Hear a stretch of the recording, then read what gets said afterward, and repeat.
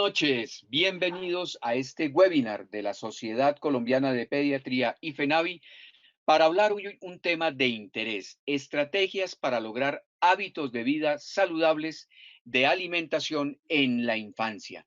Contamos con una invitada de honor, una invitada muy especial, doctora Clara Rojas Montenegro. Buenas noches y bienvenida a este espacio. Creo que Buenas tiene... noches y muchísimas gracias por la invitación. Muchas gracias. Ahora sí escuchamos muy bien. Saludamos a cada uno de nuestros asistentes, a los profesionales de la salud que hoy se conectan a este webinar y que indudablemente compartirán sus conocimientos y experiencias a través de la herramienta que tenemos en la parte superior de este GoToWebinar, en donde pueden enviar sus inquietudes, pueden enviar sus comentarios para que la doctora pueda ampliar a través de su conocimiento y experiencia en el manejo de las estrategias para lograr hábitos saludables de alimentación en la infancia. Recordar también que la doctora Clara Rojas Montenegro es nutricionista, es especialista en nutrición clínica infantil, con una amplia experiencia como docente, consultora y asesora en nutrición pediátrica. Tiene la especialidad en nutrición infantil en el Hospital Infantil de México. En la actualidad es profesora de nutrición pediátrica de la Facultad de Medicina de la Universidad del Rosario. Además es miembro activo del Colegio Colombiano de Gastroenterología, Nutrición y Hepatología Pediátrica. Además es miembro de la Asociación Colombiana de Endocrinología Pediátrica. Entonces, los dejo en compañía de la doctora Clara Rojas Montenegro para hablar de estas estrategias que nos permiten indudablemente fortalecer los hábitos de vida saludable en la infancia, recordando también que esta información que queremos compartir con ustedes a través de la Sociedad Colombiana de Pediatría y de FENAVI, programa Huevo, nuestro interés es poder acercar esta información a cada uno de ustedes, a cada uno de los profesionales de la salud, para tomar las mejores decisiones, tanto en nuestra familia como también con nuestros pacientes. Doctora, entonces hablaremos hoy de hábitos saludables desde la alimentación en la infancia, ¿no? Sí, señor, estaremos hablando de este tema. Espero que les interese y les agrade y además estaremos pendientes de todas sus inquietudes. Buenas noches. Hoy vamos a hablar de un tema de especial interés en la práctica pediátrica y es de cómo lograr las estrategias que tenemos que saber para lograr que los niños desde la infancia adquieran unos hábitos saludables para el resto de la vida. Como les digo, es un tema de especial interés y tenemos que comenzar por definir qué es una alimentación saludable y por qué todas estas estrategias que tienen que dirigirse a ese objetivo.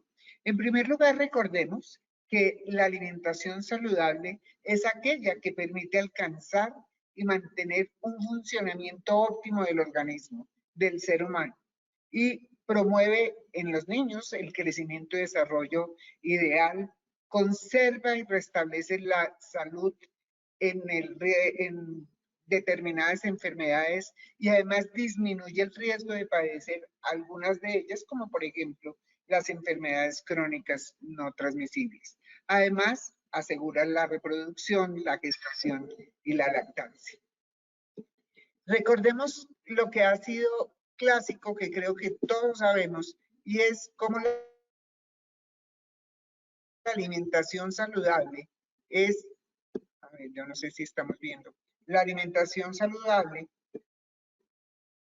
Sí, aquí estoy debe ser viendo la completa, diapositiva. completa, equilibrada, suficiente, satisfactoria, segura, sostenible y adecuada. Recordemos las leyes del profesor Escudero, leyes que se dieron desde muchos años, descritas desde los años 50, pero que aún son absolutamente vigentes y que podemos seguir viendo.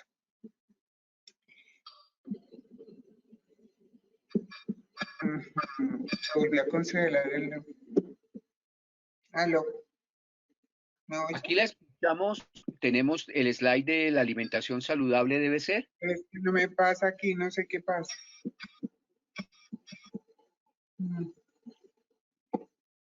De No me quiere pronto... pasar la diapositiva.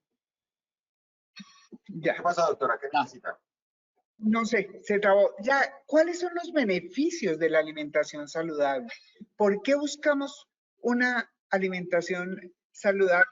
Que la alimentación saludable es la que permite que el niño establezca unos adecuados hábitos alimentarios, fomenta de que el niño desde muy pequeño, desde su infancia temprana, aprenda a consumir alimentos saludables y posteriormente tome conciencia de qué es una alimentación saludable y promueva el consumo de aquellos alimentos especialmente nutritivos y saludables que son necesarios para el resto de su vida. ¿Con qué fin? Con el fin de que cubrir todas sus recomendaciones nutricionales, de mantener adecuados niveles de desempeño físico e intelectual que permiten su desarrollo y desarrollar todos sus potenciales desde el punto de vista de crecimiento, de desarrollo que corresponde, todo derivado de una adecuada alimentación y obviamente lo más importante, prevenir todas las enfermedades, especialmente enfermedades crónicas no transmisibles. La niñez entonces es una etapa esencial, básica, donde el niño puede adquirir y formar hábitos de alimentación que le permitan crecer y desarrollarse adecuadamente, además de disfrutar de una alimentación agradable, alcanzar un peso y una estatura de acuerdo a su potencial y disminuir el riesgo de enfermedades crónicas. Entonces, la concepción entre nutrición y crecimiento debe ser integral y considerarse que es como un continuo desde la gestación hasta el final de la vida. Y eso se logra con la alimentación saludable. Muchas veces algunos de ustedes me han oído hablar de la alimentación complementaria y saben que cuando hablamos de alimentación complementaria siempre describimos algunos objetivos, cuál es el fin de la alimentación complementaria, cuáles son los objetivos y son muchos los objetivos y muchos de ellos, vamos a ver, vemos en la pantalla cómo tratamos de resaltarlos, muchos de ellos están relacionados con lo importante que es durante la alimentación complementaria adquirir todas las habilidades que se desarrollan para adquirir hábitos saludables. En primer lugar, con la alimentación complementaria favorece la habilidad para masticar. El niño empieza a tener gusto por diferentes sabores, olores, texturas, temperaturas, colores de alimentos que le hacen permitir tener una mayor variedad de alimentos. Durante esta etapa de alimentación complementaria se empiezan a fomentar la aceptación de nuevos alimentos, de alimentos diferentes y de tener experiencias positivas con ese tipo de alimentos saludables.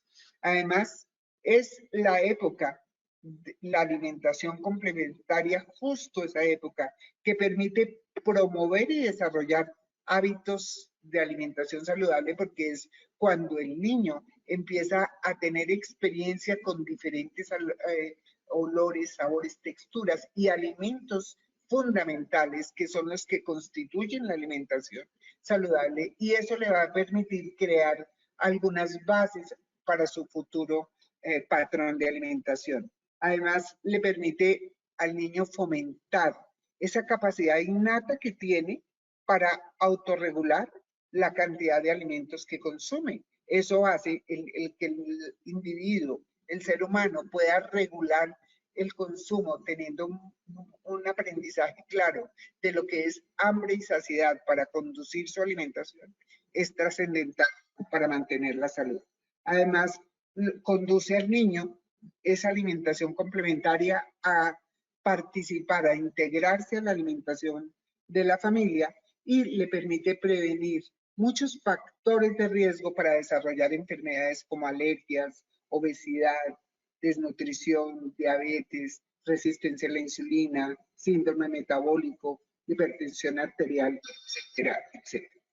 Entonces, para ver cómo esa alimentación de la infancia participa en el aprendizaje de alimentación saludable para toda la vida. Vamos a hablar durante la época de alimentación complementaria de las 4 ventanas de oportunidad esenciales para adquirir hábitos de alimentación sana.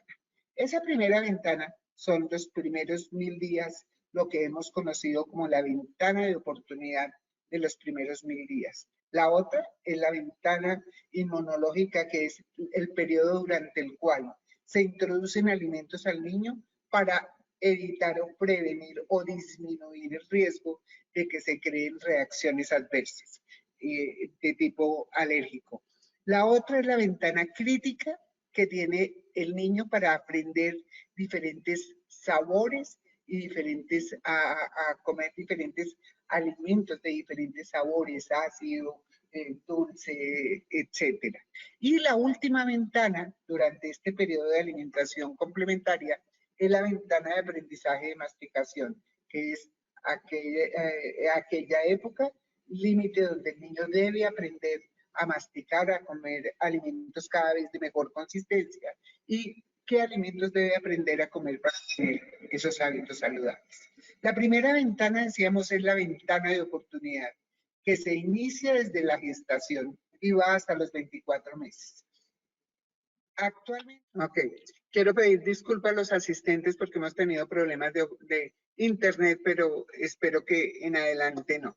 Decíamos entonces que en esta ventana de oportunidad, si la madre recibe la alimentación adecuada, que cubra las necesidades para el desarrollo del producto de su gestación, si se da posteriormente la lactancia materna exclusiva y se inician alimentos bioactivos en los alimentos complementarios, se va a lograr ese crecimiento físico, desarrollo y prevenir enfermedades para el futuro. Durante los primeros años de vida, durante esos 2 primeros años de vida, es la etapa fundamental para que el individuo se desarrolle su pleno potencial como ser humano. Y al contrario, si esa alimentación es inadecuada, es insuficiente, donde llega a tener consecuencias sobre su crecimiento, sobre el desarrollo cognitivo y físico, entonces va a tener consecuencias para el resto de la vida.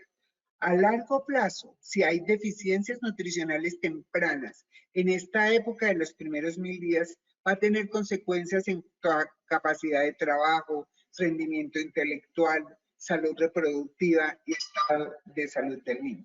Recordemos que estos primeros 3 años de vida, es el periodo más activo de desarrollo neurológico que se requiere para esa construcción del cerebro, época en la cual el cerebro sufre una verdadera remodelación. Y para eso requiere micronutrientes, esencialmente hierro, zinc, yodo, cobre, vitaminas y además macronutrientes que aseguran ese óptimo desarrollo. El déficit o exceso del consumo de energía en esta época, en estos primeros 1000 días y durante la época de la gestación, va a participar en la programación metabólica temprana y va a tener como consecuencia la aparición de enfermedades crónicas del adulto. La alimentación complementaria implica cambios metabólicos e endocrinos que influyen en la salud futura, de tal manera que la alimentación complementaria construye el futuro del adulto. De ahí la importancia de que si se adquieren hábitos de alimentación saludable desde esta época, se va a lograr una mejor salud en la edad adulta. La segunda etapa de la ventana de la que hablábamos era la ventana inmunológica. Esa ventana inmunológica ocurre más o menos entre el periodo aproximado de los 4 y los 7 meses de vida. Y es aquella época que brinda la oportunidad de ofrecer al niño alimentos nuevos, disminuyendo el riesgo de sensibilización y de alergia. La introducción temprana de alimentos complementarios, y cuando hablamos de introducción temprana, es antes de los 4 meses de edad, aumenta el riesgo de desencadenar reacciones alérgicas. pero al contrario, retrasarlo más allá del año de vida no solo no reduce el riesgo de alergia, sino incluso podría incrementarlo. Por ejemplo, la Academia Americana de Pediatría ha hecho algunas publicaciones y vemos una que hizo en el 2019, donde refiere literalmente que no hay ninguna evidencia de que retrasar aquellos alimentos considerados como muy alergénicos, por ejemplo, el huevo, el maní y el pescado, más allá de los 4 meses, pueda prevenir, o de los 6 meses, pueda prevenir la enfermedad atópica. Pero sí, además, hay evidencia de que la introducción temprana de un alimento como por ejemplo como el maní, que se ha calificado a través del tiempo como un alimento muy alérgico, en preparaciones aptas para el niño, puede reducir el riesgo a ese alimento si se introduce en esta ventana de oportunidad entre los 4 y los 6 meses. Estos estudios se hicieron, por ejemplo, en Israel, donde el consumo de maní y de cremas de maní, fundamentalmente para el niño, es muy usual. Y como si se introducían de forma temprana, no se desencadenaban estos problemas alérgicos. Así que el riesgo de sensibilidad y de desarrollo de enfermedad alergénica es mucho menor cuando se introducen alimentos desde los 4 hasta los 7 meses y por eso se recomienda a esta edad introducir esos alimentos potencialmente alergénicos. El huevo es un alimento que se ha mitificado como un alimento muy alergénico, teniendo en cuenta el gran valor nutricional que en la alimentación tiene el huevo. Pero hoy en día sabemos que si se introduce en esa época de los 6 meses junto con los otros alimentos complementarios, pero de forma cocida, no huevo crudo ni en ninguna forma pulverizado ni pasteurizado, sino el huevo cocido disminuye mucho, pues no, disminuye de forma muy importante la posibilidad de alergia. Lo mismo pasa con otro tipo de alimentos que se han relacionado con efectos adversos alergénicos como las fresas, como los cítricos, etcétera, que se pueden iniciar en esta ventana de oportunidad y que el introducirlos tarde puede incluso aumentar esa posibilidad alergénica.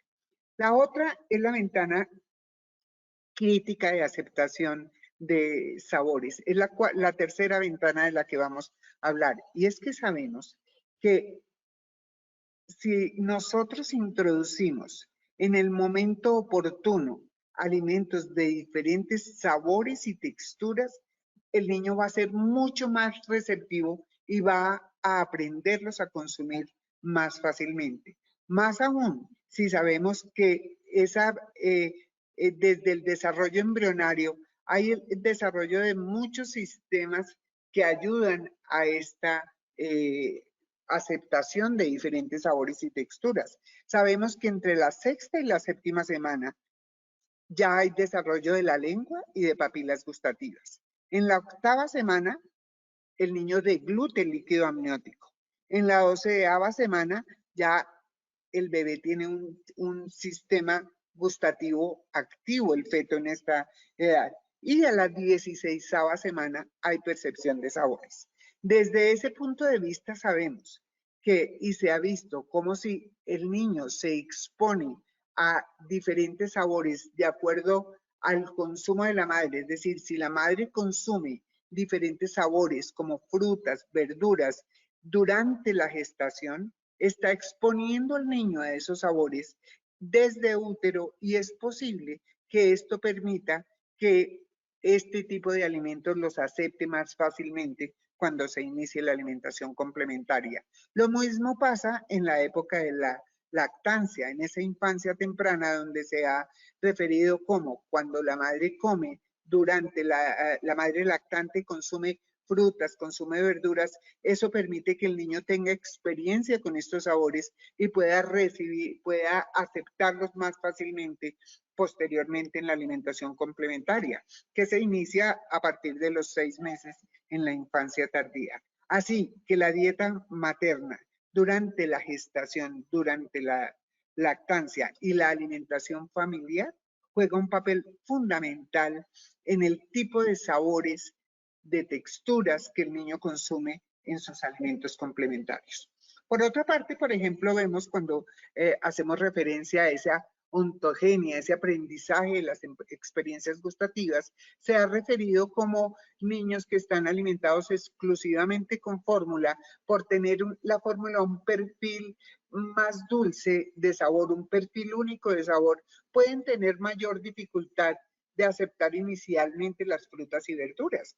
Pero independientemente, si el niño ha tenido experiencia durante el embarazo, durante la gestación o durante la época de la lactancia, con estos alimentos, con frutas y verduras o con otros sabores, se sabe que la exposición repetida y variada de los alimentos fundamentales en la dieta hacen que el niño acepte esos diferentes sabores y texturas. Se dicen los expertos que esa exposición debe ser más o menos entre 8 a 10 veces al día con el mismo alimento para poderse familiarizar con el sabor y aceptarlo posteriormente.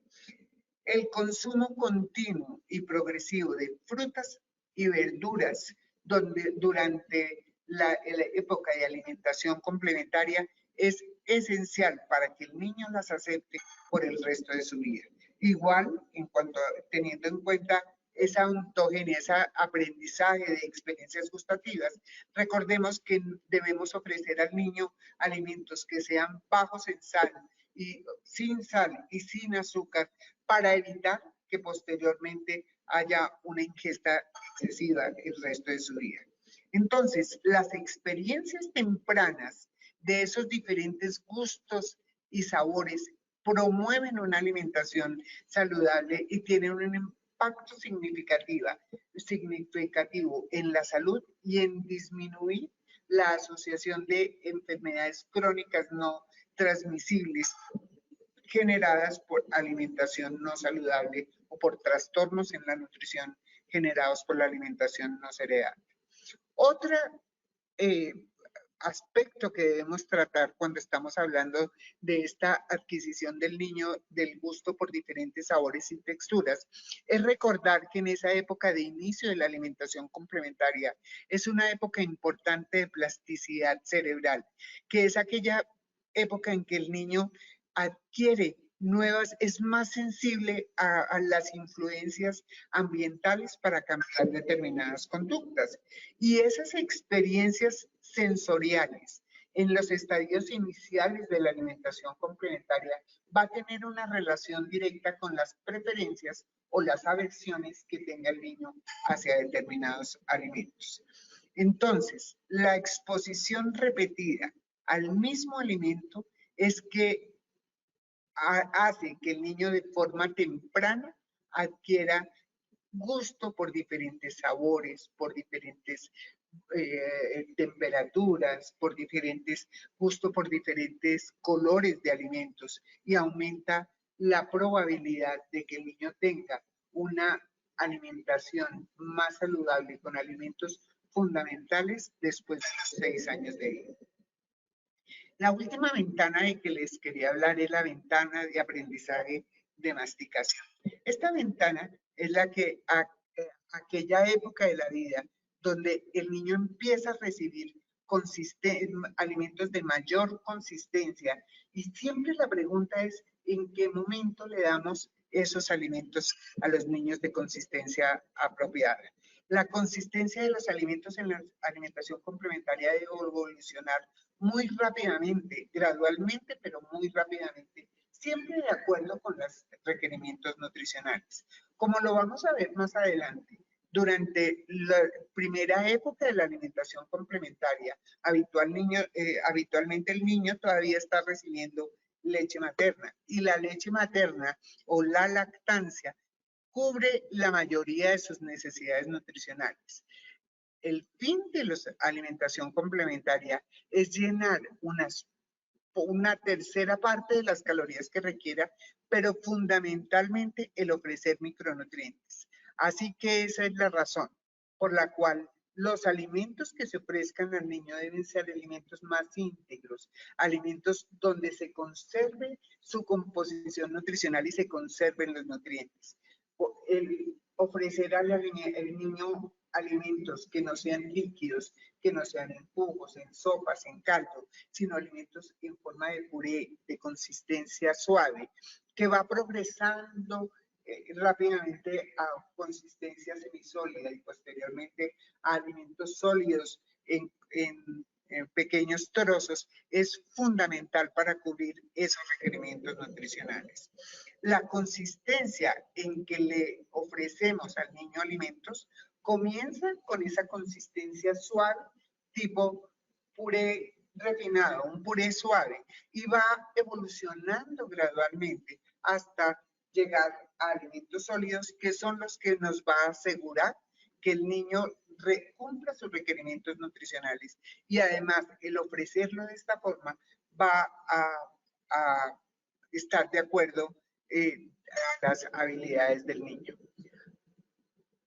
Los alimentos sólidos, entonces, están destinados a complementar la lactancia materna con los nutrientes que que la leche materna no tiene. Fundamentalmente, la leche materna carece de ciertos micronutrientes, fundamentalmente que no son suficientes. Entonces, al inicio de la alimentación complementaria, vamos a ofrecer estos alimentos. Entre los 7 y 8 meses, estos alimentos deben ir aumentando en cantidad y en textura. Entonces debe ir modificándose gradualmente la consistencia hasta darlos picados y en texturas gruesas. Siempre la consistencia y textura debe ser adaptada a la etapa del desarrollo del niño. Recordemos que entre un niño u otro, esas destrezas pueden variar en la edad, pero en la medida que lo hagamos en el momento adecuado y siendo muy perceptivos para esas habilidades del niño, ofrecer la textura que requiere, vamos a lograr progresar de manera más rápida. Entonces, a más tardar a los 9 o 10 meses, se cierra esa ventana crítica para introducir alimentos gruesos. Cuando el niño entre los 9 y 10 meses no recibe alimentos de mayor consistencia, alimentos de mayor textura, alimentos que tenga que masticar, se cierra esa ventana de oportunidad. Y yo habitualmente les digo, los dejo el bus. Quiere decir que ya posteriormente, no quiere decir que el niño no aprenda a recibir alimentos sólidos, sino que va a ser más difícil, va a tener mayor dificultad y seguramente se va a demorar muchísimo más tiempo en adquirir esa destreza de la masticación. Y que el niño a los 10 meses no reciba alimentos de texturas adecuadas va a representar un muchísimo mayor riesgo para tener dificultades de alimentación. Entonces, tanto por razones de desarrollo como por razones nutricionales, es de trascendental importancia proporcionar al niño los alimentos apropiados de la consistencia correcta por un método adecuado para la edad y desarrollo del niño. Siempre debemos favorecer la autoalimentación, ya que la mayoría de los niños a la edad, a partir de los 9 meses, ya empiezan a coger los alimentos por sí solos y llevárselos a la boca, incluso en edades anteriores, y además son a veces capaces de beber de la taza, de coger el alimento con las manos en trocitos y comérselo. Entonces, eso es lo que va a favorecer el aprendizaje de masticación y el adquirir destreza para recibir mayores texturas y por lo tanto mayor densidad de nutrientes. Otro aspecto trascendental para hablar de alimentación complementaria y de adquirir hábitos saludables es tener en cuenta la diversidad dietaria. La diversidad dietaria hace referencia a la variedad de alimentos fundamentales, de alimentos que el niño requiere consumir para cubrir todas sus necesidades de calorías y nutrientes.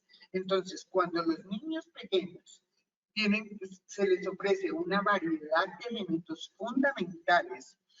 Los exponemos además a diferentes nutrientes, además de darle diferentes nutrientes, los exponemos a diferentes gustos y diferentes texturas. Y una dieta diversa es la que incluye toda esa variedad de grupos de alimentos que cumplen una función esencial, fundamental en el organismo. ¿Cuáles son esos alimentos? En general, en la alimentación complementaria decimos que el niño debe recibir 4 de estos grupos de alimentos. Estos son los alimentos denominados como alimentos fundamentales que deben incluirse en la alimentación, que son los alimentos de origen animal, el huevo, las frutas, verduras, cereales, tubérculos, los granos, las leguminosas y los derivados de la leche.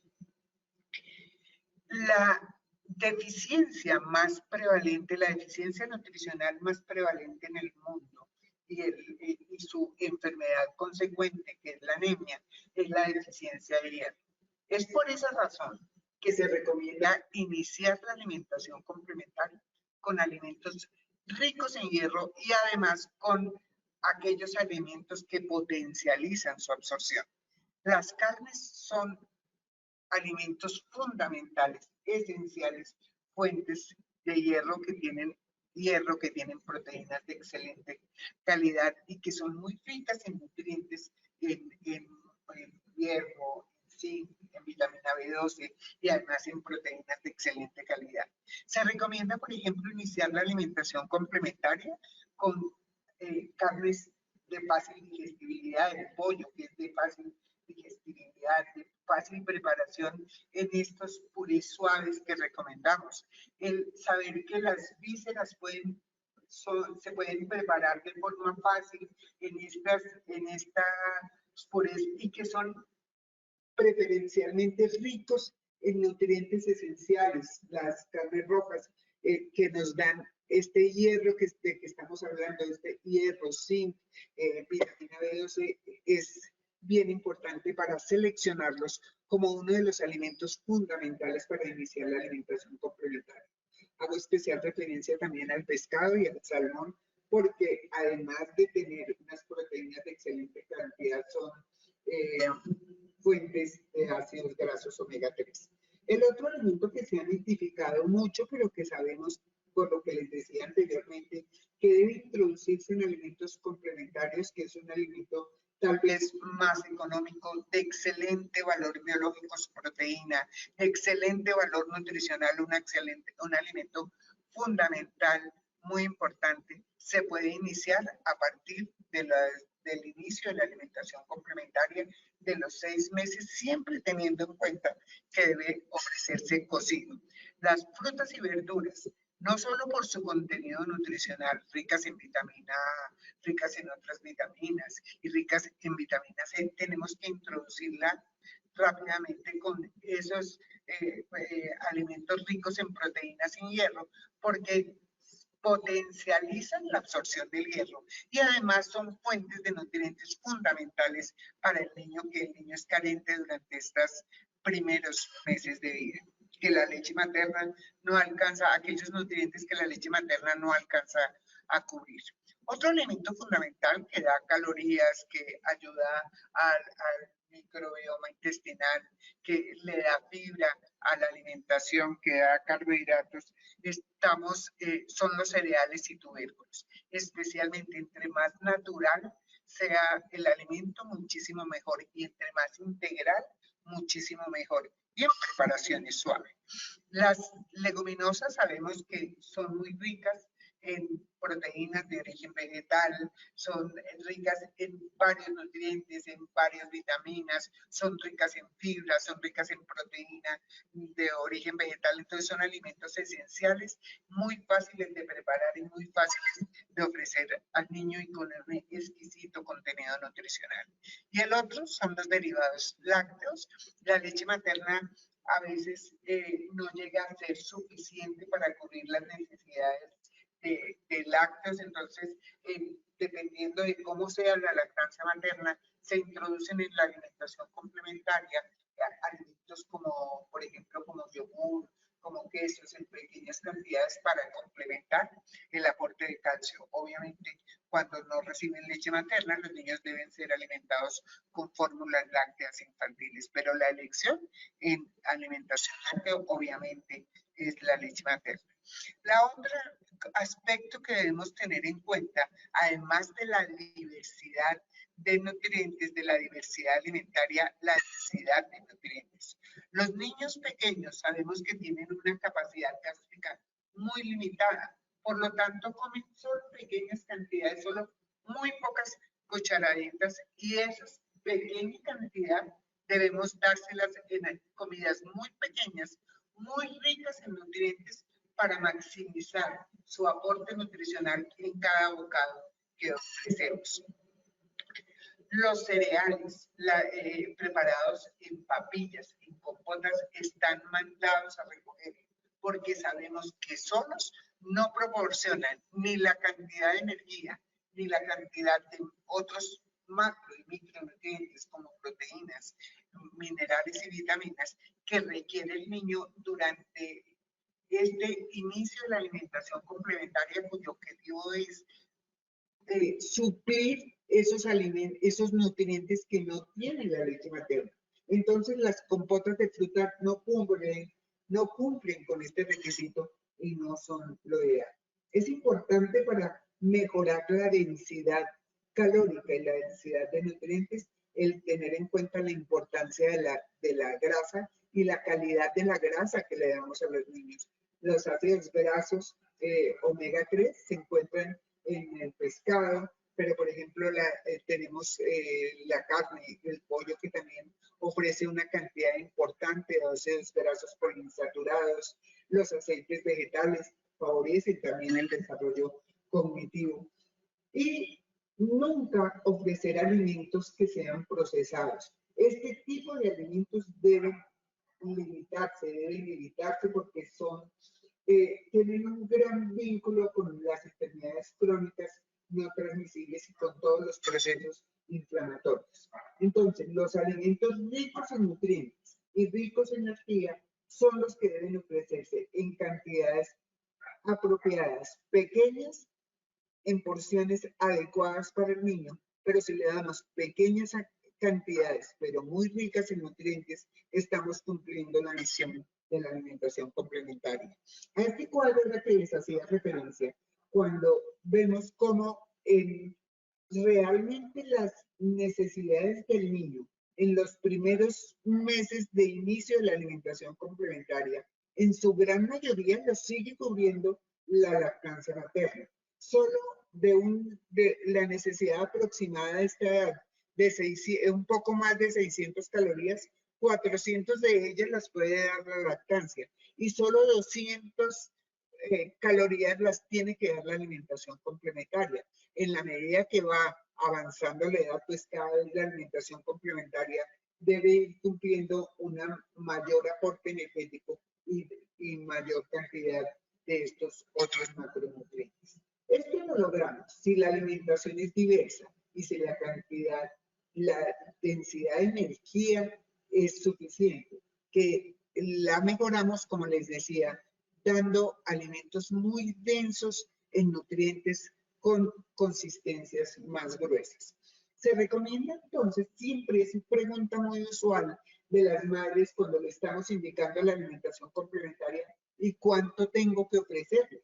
La recomendación es muy clara: iniciar con pequeñas cantidades. Los primeros días damos 2, 3 cucharaditas de cada alimento y esto se va aumentando progresivamente, de tal manera que durante los primer mes, 2 meses de cada alimento ofrecemos 2 o 3 cucharaditas, buscando que hacia los 9, 11 meses el niño ya reciba en cada comida más o menos media taza para el desayuno, media taza para el almuerzo, etcétera, y cuando se inicie después de los 9 meses la comida, media taza para la comida. Así vamos avanzando en ofrecerle cada vez más nutrientes, cada vez mayor aporte calórico y cubriendo más las necesidades de calorías y nutrientes que no cubre la alimentación láctea.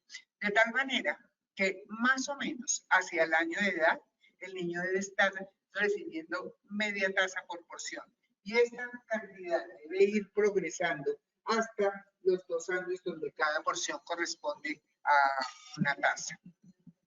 Entonces, ¿cuáles son las estrategias para recordar? Recordemos que la alimentación complementaria es un periodo crítico de crecimiento y desarrollo, que en esta época se establecen los patrones alimentarios, que el niño tiene grandes necesidades fundamentalmente de micronutrientes y posteriormente van aumentando sus necesidades energéticas y que especialmente estas deficiencias de micronutrientes pueden ser responsables de enfermedades importantes por carencias nutricionales. Así que tanto la cantidad de energía que el niño necesita en el inicio de la alimentación complementaria es baja, pero requiere varios micronutrientes que debemos darles derivados de origen animal y frutas y verduras. La diversidad alimentaria es esencial, los 4 grupos de alimentos fundamentales esencialmente.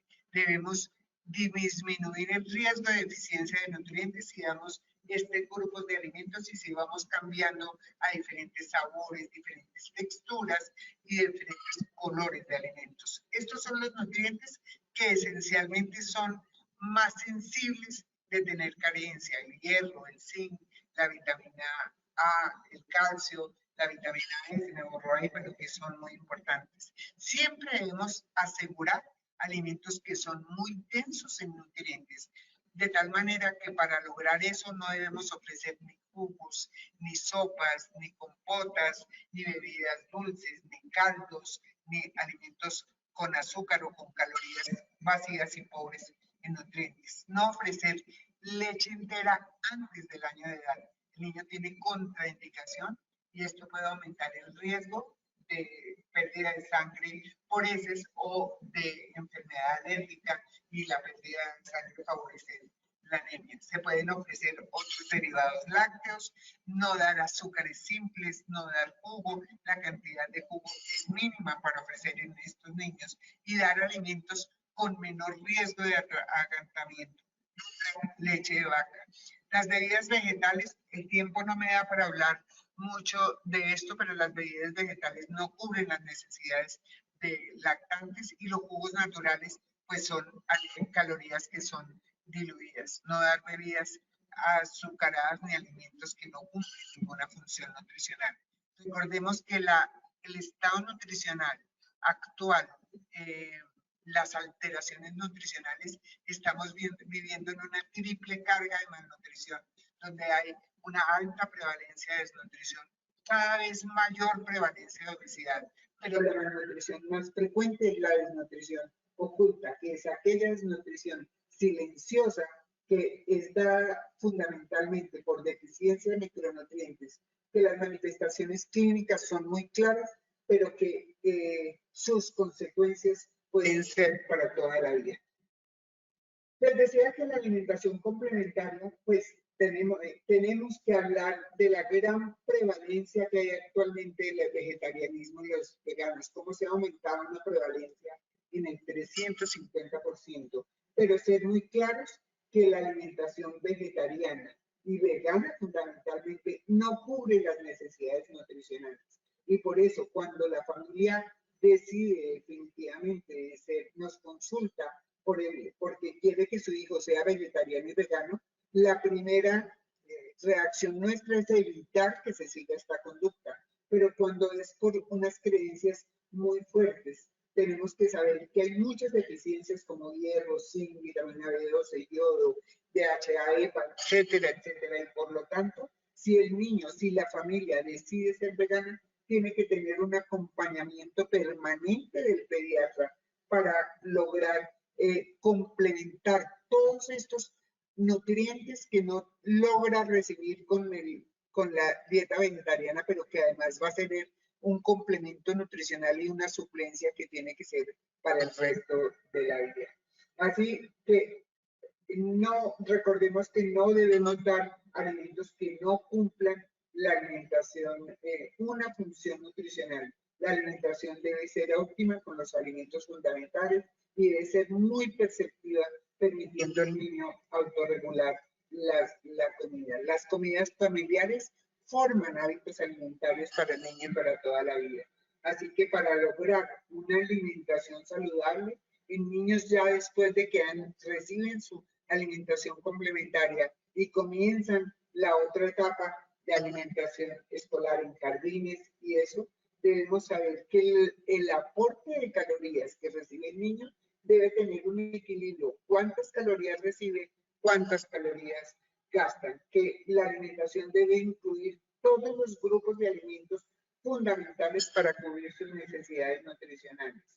Y para lograr estos objetivos, el niño debe recibir frutas y verduras, debemos evitar los jugos, debemos recibir pan, cereales, alimentos energéticos, pero ojalá que sean de forma natural y ricos en fibra, recibir proteínas, veamos proteínas como el pollo de fácil digestibilidad, vísceras que aporten los nutrientes esenciales, salmón por sus ácidos grasos, etcétera. Recibir lácteos, por lo menos 3 porciones diarias a partir de los 2 años de edad y preferiblemente leche o queso. Y grasas, que sean grasas que tengan la función grasas o fuentes de ácidos grasos omega 3, evitar el exceso de grasa que puede elevar el riesgo de obesidad, evitar grasas como manteca, mantequilla, favorecer el consumo de grasas provenientes del pescado, de nueces, de aceites vegetales. Y otras recomendaciones, pues no hacer, evitar hacer menú especial para el niño, ofrecer alimentación diversa para evitar que el niño vaya creando desde estas edades una selectividad alimentaria. Siempre el desayuno es la comida más importante del día, es la que le pone la gasolina al cerebro y que le permite al niño comenzar el día con toda la energía que necesita para el resto de sus actividades. Disminuir el consumo de alimentos que no cumplen función nutricional, que no son fundamentales y que pueden representar un riesgo para la alimentación, como los alimentos dulces, alimentos densos en calorías y muy bajos en nutrientes. Disminuir el consumo de sal y evitar las comidas rápidas y comidas que no cumplen una función. Crear horarios, rutinas, tiempos de alimentación para que se puedan establecer conductas adecuadas y hacer de la alimentación un momento placentero y de aprendizaje, donde además de adquirir buenos alimentarios le va a permitir compartir con su entorno social y eso se va a lograr con eso. No es el momento de la alimentación, el momento de regaños, de medidas coercitivas, de amenazas, sino un momento amable donde el niño empieza a recibir nutrientes y compartir momentos importantes con su familia y con su entorno. Debemos controlar entonces el consumo de alimentos que no cumplen una función nutricional y incentivar la actividad física ya en los niños cuando empiezan su edad preescolar, tratando de que haya por lo menos media hora de actividad física y disminuir el sedentarismo. Los esfuerzos siempre deben orientarse hacia retornar a la alimentación familiar. Esa interacción con los padres y adquisición de patrones de alimentarios familiares saludables en los que nos deben mejorar más esta alimentación. En conclusión, la mejor forma de ayudar a nuestros niños es trabajar en conseguir hábitos saludables desde la infancia y así construir un futuro más saludable. Muchísimas gracias. Muchísimas gracias, doctora Clara Rojas, por compartirnos su conocimiento y experiencia sobre estos hábitos saludables desde la alimentación en la infancia. Gracias por recordarnos indudablemente la importancia de esos primeros 1000 días que definen indudablemente el futuro de lo que seremos más adelante, pero también incluso de recordarnos que antes de la gestación como tal, es muy importante mantener esos hábitos de vida saludable para que el bebé nazca lo mejor posible y se proteja indudablemente su salud. También esos primeros 1000 días pues nos permiten esa interacción como padres. Yo soy padre de 3 hijas y uno tiene un mar de dudas cada vez que se enfrenta a esos primeros 1000 días en donde uno dice, bueno, el niño se va a atragantar o estará recibiendo todos los nutrientes. ¿Qué estará pasando indudablemente en ese mundo pequeño, pero que para uno significa la vida entera? Ya estamos recibiendo las inquietudes, igualmente los profesionales de la salud que en este momento están conectados en este webinar de la Sociedad Colombiana de Pediatría y de FENAVI, programa Pollo. La primera pregunta hace referencia a lo siguiente, doctora Clara. ¿Cuántas veces tiene que comer un bebé en etapa? Dando el paso, pues, desde esta alimentación complementaria y después, ¿cuántas veces al día, qué cantidad debe comer el bebé?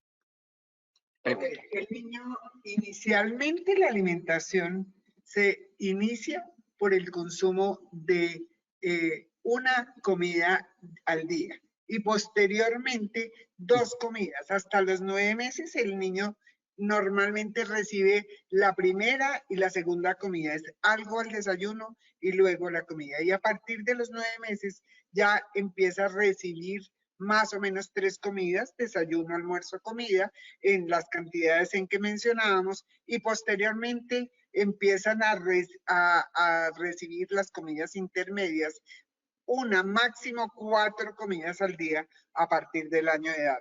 Ya después se integra la edad escolar, donde veamos las 5 comidas usuales, 3 comidas principales y 2 refrigerios. Perfecto. Preguntan también, ¿cuándo le podemos dar pollo por primera vez a los bebés? ¿Es importante que los bebés coman pollo? La verdad, cuando yo les mencionaba de lo esencial que es dar alimentos ricos en proteínas y hierro, como casi que el primer alimento de la alimentación complementaria, les mencionaba la importancia de la carne del pollo. El pollo es un alimento muy rico en proteínas, rico en grasa y rico en estos nutrientes deficientes en la leche materna que deben complementarse con la alimentación complementaria. Además, recordemos que es un alimento de muy fácil digestión, de fácil preparación, es un alimento suave que nos permite hacer esas compotas, esas purés suaves que queríamos, que son densos en calorías y en nutrientes. Igual las vísceras. Las vísceras, quiero hacer un reconocimiento especial, un recordatorio tal vez más especial, que a veces se nos olvida si yo les decía que la anemia es la deficiencia nutricional más prevalente en el mundo, entonces el iniciar la alimentación complementaria con alimentos ricos en hierro es fundamental. Las vísceras, especialmente el hígado y el corazón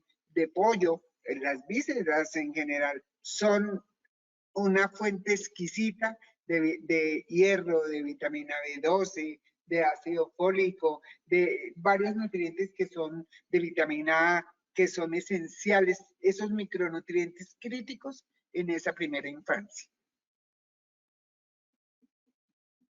Precisamente otra pregunta que nos hacían desde el auditorio es el tema de las menudencias. Entonces, ¿usted confirma que es necesario darle menudencias también a los bebés?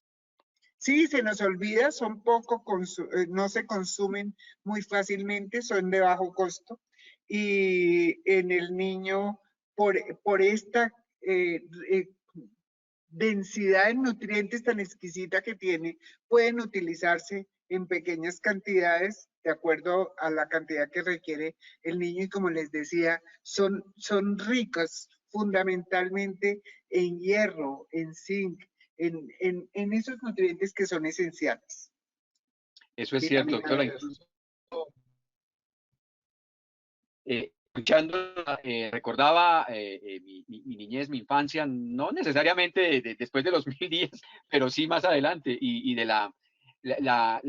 lo delicioso que era la sopa de menudencias en casa y que era todo pues un acontecimiento y que la disfrutábamos como tal. Y creo que además, tal como usted lo indica, se crea ese vínculo entre el ser padre y el hijo a través de la alimentación. Creo que es fundamental y productos tan, en este caso económicos, como lo es una deliciosa sopa de menudencias. En mi caso me trae excelentes No en sopa, a los recuerdos. niños no se los damos en sopa, en purecito, para que sea más denso Ay, en calorías.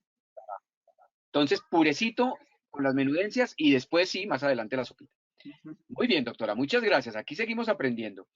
Y precisamente en el tema del pollo, ¿cómo se utilizan los métodos BLW y BLIS que usted en algún momento trató? Y el tema del pollo, ¿cómo se vincula allí? No hice referencia mucho por temas de tiempo, pero ahora que estamos en una época donde hay esas diferentes formas de alimentación complementaria, nos ponen a dudar a cuál utilizamos, si la tradicional, la Bliss o la BLW. Mi respuesta es muy clara, cualquiera se puede utilizar, cualquier forma de alimentación, sea tradicional, que recomienda en forma de puré, o sea la BLW, que la recomienda en formas de alimentos de consistencia blando. La Bliss lo que hace es que esos alimentos se ofrezca de forma más selectiva los alimentos, seleccionando alimentos más ricos en hierro. Entonces, por ejemplo, se le puede hacer un dedito de pollo, un dedito que el niño pueda coger con su mano, con su pinza gruesa,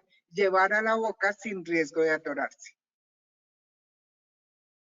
Excelente, qué bueno, también para que él mismo indudablemente pueda tener, autosatisfacer esa necesidad de alimentarse y Cogerlo pueda con la ese mano, tema. llevarlo a la boca y poner.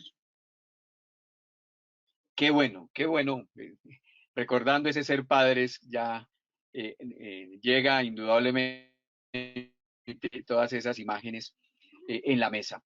Y en cuanto a el pollo como proteína en los niños que tienen problemas neurológicos, ¿cómo ve usted esa relación? ¿Cómo ve esa situación? Nos preguntan acá. La verdad, el pollo y estas proteínas son importantes. El niño que tiene problemas neurológicos, podemos hacerlo. Depende de la forma en que, de acuerdo al problema del niño, podamos ofrecer la consistencia en que podamos ofrecerle los alimentos, porque a veces al niño tenemos que hacerlo en preparaciones líquidas y es muy complicado. Cuando lo ofrecemos en preparaciones eh, líquidas pero densas, podemos hacerle que el niño es capaz de deglutir alimentos líquidos pero densos. Podemos hacerlo ahí sí, como decías tú, en esa sopita licuada densa en calorías, pero no solo con pollo, sino con los otros nutrientes para que podamos ofrecer todos los nutrientes que requiere. Bien, en este capítulo también del pollo nos comentan alguna contraindicación en el pollo que genera alguna alergia, algo para tener en cuenta.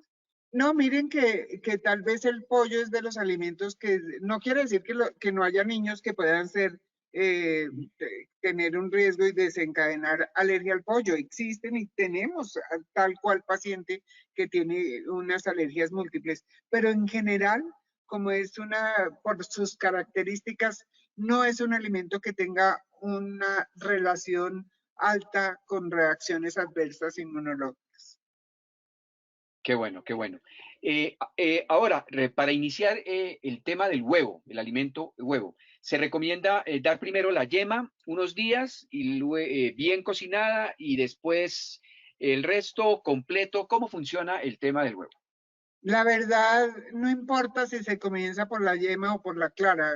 Antes se decía que es que la yema tenía menos propiedades alérgicas, menos riesgo de alergia, pero lo que es muy claro es que el huevo se puede ofrecer desde el inicio, desde los 6 meses, es decir, desde el inicio de la alimentación complementaria, pero el requisito es que sea cocido.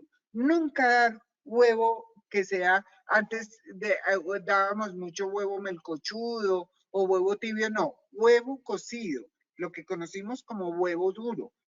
triturarlo y ofrecerlo. Así disminuimos el riesgo de alergia. Perfecto. Nos preguntan también por el tema de los cereales. ¿Es verdad que los cereales integrales impiden la absorción de hierro por el alto contenido de fibra? No, indudablemente los cereales muy integrales, cuando yo hablo cereales integrales, pues no es el pan integral, estamos dando un cereal integral cuando damos, por ejemplo, avena en hojuelas, en preparaciones adecuadas o el pan de mojado. Pero si nosotros lo damos adecuadamente y lo damos en el momento oportuno, no necesariamente interfiere. No vamos a dar alimentos que son ricos en fitatos, en eso que interfieren con la absorción del hierro. Por eso damos el puré, los alimentos fuente de hierro en preparaciones individuales con potencializadores de su absorción, como las alimentos fuentes de vitamina C. Y posteriormente en otra alimentación damos, por ejemplo, las hojuelitas de avena en papilla o en puré con la leche. Perfecto. Precisamente, la siguiente pregunta hace referencia a introducir derivados de leche después de los 6 meses. ¿No es riesgo de alergia en el tema de proteínas de la leche de vaca en cuanto a los derivados de la leche? Pregunta. A ver, primero ya era muy clara en que no debemos ofrecer leche de vaca antes del año de edad. Cuando nosotros decimos pequeñas cantidades de yogur o de queso, recordemos que el yogur ha sido previamente fermentado. Sus proteínas son parcialmente divididas, digamos, y en esta forma son especialmente ricos por su fermentación en probióticos, en esto, y su riesgo de alergia es muchísimo menor. Es en cantidades pequeñas, las dosis son pequeñas, pero pueden ser importantes y se pueden dar desde épocas tempranas. Lo mismo pedacitos de queso.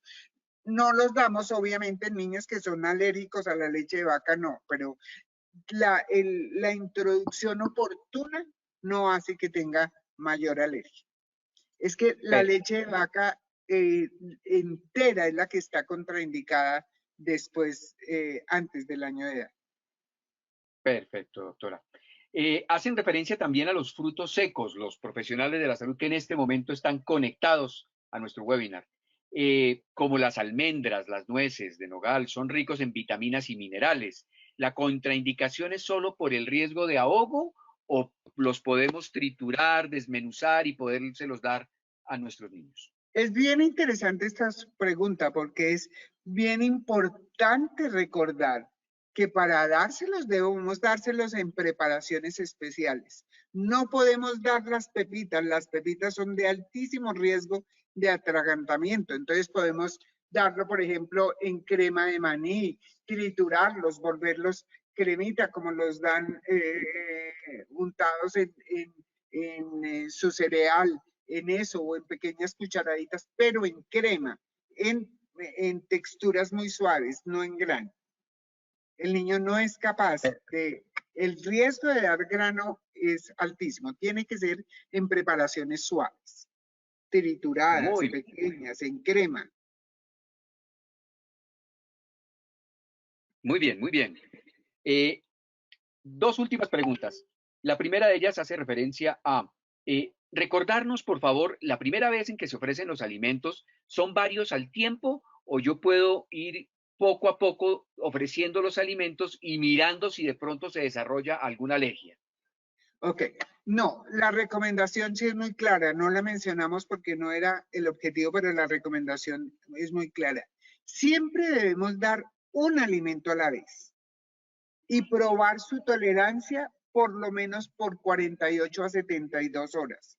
Nosotros no estamos en capacidad de saber al niño a qué puede presentar una reacción alérgica. Entonces, por eso debemos probar tolerancia a cada alimento nuevo. Probamos un alimento, esperamos 72 horas y probamos el otro alimento. Entonces, esperamos 72 horas y vamos dando. La recomendación es probar una fuente de hierro, por ejemplo, o probar alimentos ricos en vitamina. A los 3 días damos la fuente de hierro. ¿Por qué? Porque las vitaminas potencializan la absorción del hierro, la vitamina C fundamentalmente. Necesitamos vitamina A, entonces a los 3 días le damos una verdura rica en vitamina A. Tenemos que mejorar calorías, entonces 3 días después iniciamos algún cereal y así damos los diferentes alimentos y vamos progresando cada vez dando alimentos, haciendo la alimentación más diversa y más variada. Muy bien. ¿Qué hacer con los bebés que las madres les dan comida licuada o sopas y no se quieren comer la proteína los bebés? Es más, se la sacan de la boca. Yo recuerdo que en ciertos momentos el niño intenta sacarse indudablemente la proteína de la boca. ¿Qué hacer en esos casos?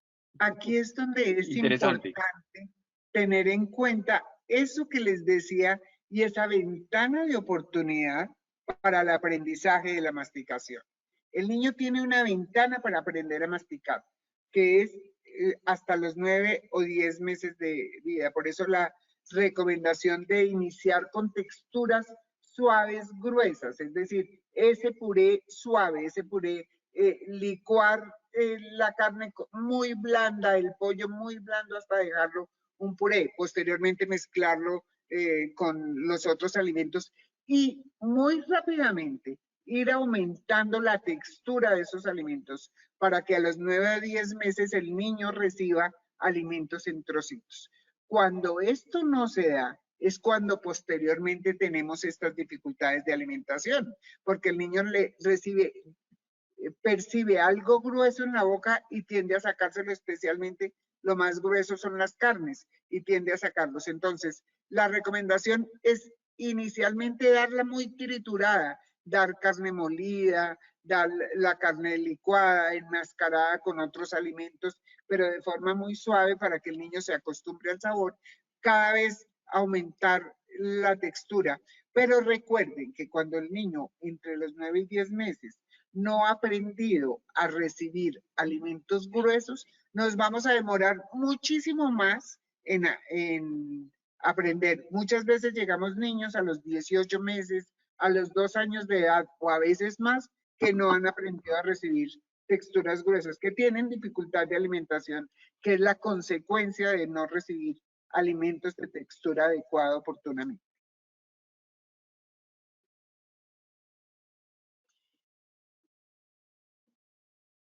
Muy bien. Por último, ¿cuál es la porción ideal de hígado de pollo en un bebé a partir de los 6 meses? ¿Qué porción ideal de hígado de pollo se le debe dar?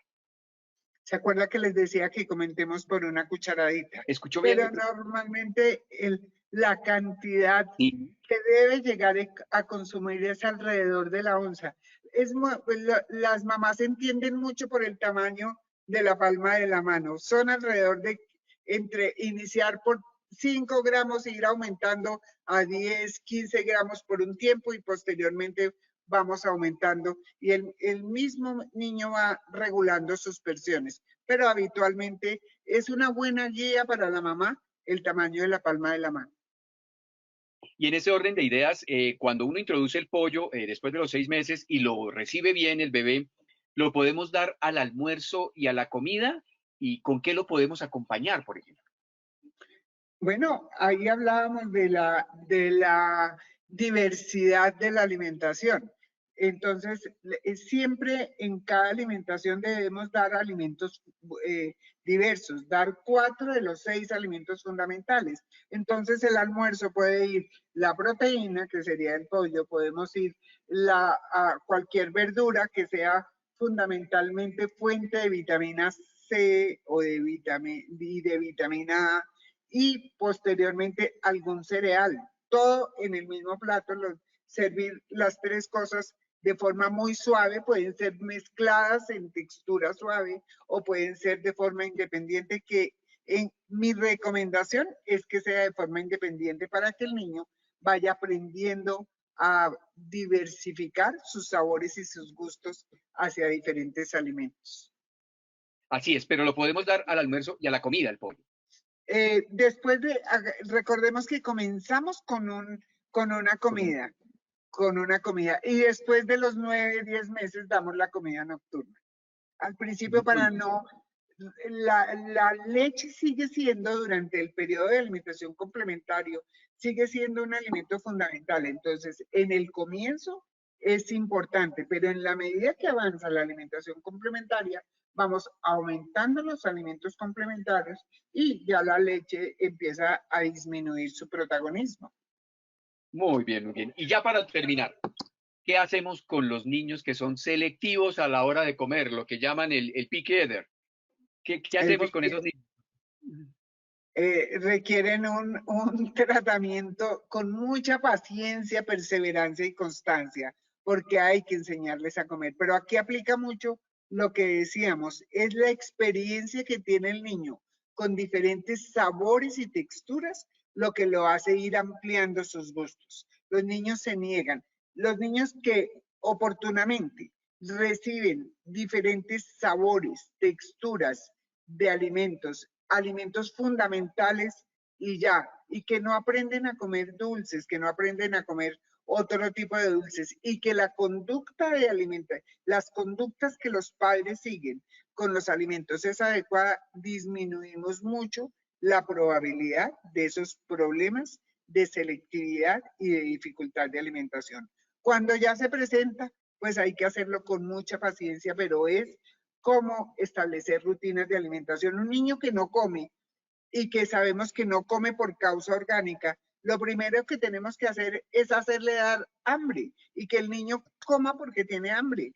Un niño que está sano siente hambre, pero si le ofrecemos el desayuno, nos demoramos 2 horas dándole el desayuno, terminamos dando lo que el niño le gusta seleccionado después de un menú, de acuerdo a los gustos, nunca vamos y inmediatamente después ya terminamos a las 10 de la mañana y a las 12 le ofrecemos el almuerzo, pues el niño nunca va a tener hambre. Entonces, establecer rutinas, horarios, tiempos e ir ofreciendo progresivamente esos diferentes alimentos para que aumenten sus experiencias con los alimentos y que los aprenda a consumir. Les decía que a veces lo usual es que un niño tenga una experiencia con un alimento de 8 a 10 veces, pero esa experiencia puede ser 20 veces, puede ser 18, 20 veces o a veces más hasta que aprenda a comerla. Es un problema muy usual. Por ejemplo, los niños obesos son niños selectivos.